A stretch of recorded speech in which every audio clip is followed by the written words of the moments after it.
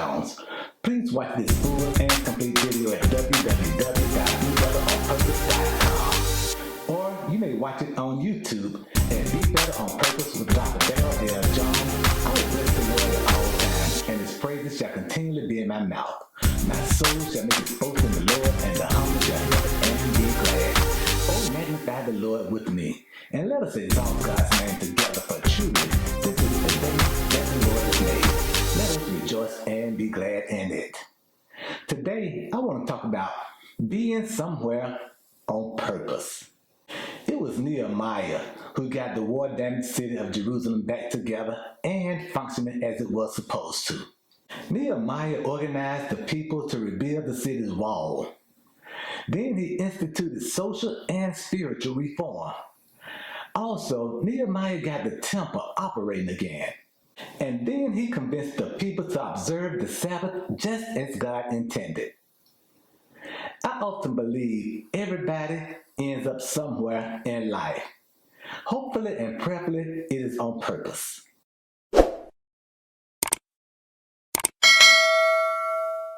Nehemiah ended up somewhere, and he ended up on purpose. Then, when he had completed his vision, he asked God to remember him with favor. I don't know about you, but I want God to remember as well as know me with favor.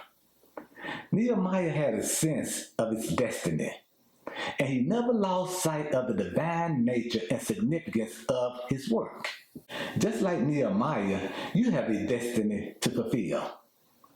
God has placed before you opportunities and responsibilities that are full of divine significance. God has given you gifts, talents, and relationships that are waiting to be utilized on behalf of His kingdom. You have a multifaceted mental picture of a preferred future, and yes, we call this a vision. You have a vision, I have a vision, and we all have a vision. Preferably, our vision is aligned with the vision that God has for our life. But as Nehemiah's story demonstrates, it takes more than imagination and passion to make what could and should be a reality. Because a vision requires more than a single encounter with God. And even those experiences where He clearly births an idea in your heart, we are tasked with the responsibility of keeping the momentum necessary to see it through to completion. Because God's vision requires that we have patience, investigation, and planning. God's vision requires faith in God's ability to work behind the scenes. And we need confidence that God will orchestrate what He has originated. And yes, there will be seasons when you feel like you are making little, if any, progress at all. And it's in those times it will be easy to get distracted. And this is when you must join with Nehemiah in declaring, I am doing a great work, and I cannot come down, according to what was written in Nehemiah 6 chapter and 3rd verse. So whether your visions are family, ministry, or business oriented, they will require constant attention, and they will require that we stay focused. And most importantly, remember that there is a divine potential in all that God has put in your heart to do. Because the end of a God-ordained vision is God. I want to say that again. The end of a God-ordained vision is God. It's His glory, which is the ultimate agenda.